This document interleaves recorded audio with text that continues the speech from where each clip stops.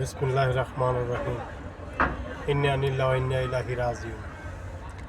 আমাদের যে এলাকাতে আমি থাকি, এলাকাতে এক লোক মারা গেছে। মারা যাওয়ার পরে লাশ নেওয়ার জন্য আত্মীয় স্বজনের কাছে, ফ্যামিলির কাছে ফোন দেওয়া হয়েছে। ফ্যামিলি বলতেছে এত টাকা খরচ করি ওনাদের লাশ নেওয়ার মতো সামর্থ্য নেই, আপনারা কষ্ট করে বিদেশের মাটিতেই মাটি দিয়ে দেন।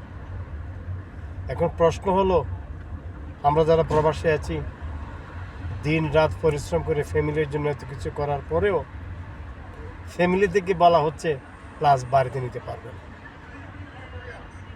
কি আর বলবো, কি করার আছে? কোনো কিছু বলার নেই, করারও নেই। যারা প্রবাসে আছেন সবাই ভালো থাকেন, ভালো থাকবেন এই কামনা করি। আল্লাহ হাফেজ।